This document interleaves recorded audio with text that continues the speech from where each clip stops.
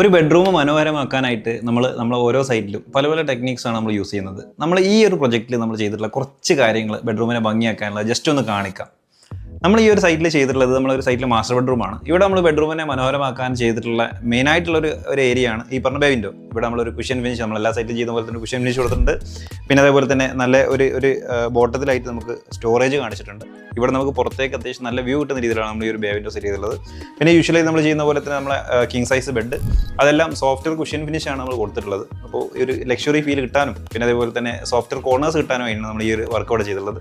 പിന്നെ അതേപോലെ തന്നെ വോളിലേക്ക് നോക്കിക്കഴിഞ്ഞാൽ നല്ല പ്രീമിയം ഫീൽ കിട്ടാനായിട്ട് നമ്മൾ കോർണിഷ് വർക്കുകൾ കൊടുത്തിട്ടുണ്ട്. അതിന് നമ്മൾ സെപ്പറേറ്റ് ആയിട്ടുള്ള ഒരു പെയിന്റിംഗ് എല്ലാം കൊടുത്ത് ഒന്ന് ഭംഗിയാക്കി ഒന്ന് എൻഗേജ് ആക്കി എടുത്തിട്ടുണ്ട്. പിന്നെ ഈ ഒരു റൂമിൽ നമുക്കൊരു ഡ്രസ്സിംഗ് റൂം ഉണ്ടായിരുന്നു. ആ ഡ്രസ്സിംഗ് റൂമിനെ നമ്മൾ റൂമിൽ നിന്ന് പാർട്ടീഷൻ ചെയ്യാനായിട്ട് നമ്മൾ ഗ്ലാസ് പാർട്ടീഷൻ കൊടുത്തിട്ടുണ്ട്. അതേപോലെ തന്നെ നമ്മൾ വാർഡ്രോബ് അതേപോലെ മിറേഴ്സ് കാര്യങ്ങളെല്ലാം ഈ ഒരു ഡ്രസ്സിംഗ് റൂമിൽ നമ്മൾ അറേഞ്ച് ചെയ്തിട്ടുള്ളത്. ഇവിടെ വലിയൊരു മിററും അതിന് നല്ലൊരു ലൈറ്റിംഗ് പിന്നെ അതേപോലെ തന്നെ സ്ലൈഡിംഗ് ആയിട്ടുള്ള വാർഡ്രോബ് നമ്മൾ സെറ്റ് ചെയ്തിട്ടുണ്ട്.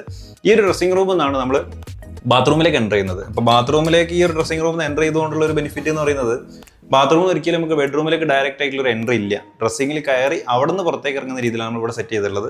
അത് നമുക്ക് റൂമിൻ്റെ പ്രൈവസിയും പിന്നെ അതേപോലെ തന്നെ കാഴ്ചയുടെ ഒരു ഭംഗിയും എലിവേറ്റ് ചെയ്യാൻ നന്നായിട്ട് ഹെൽപ്പ് ചെയ്തിട്ടുണ്ട്.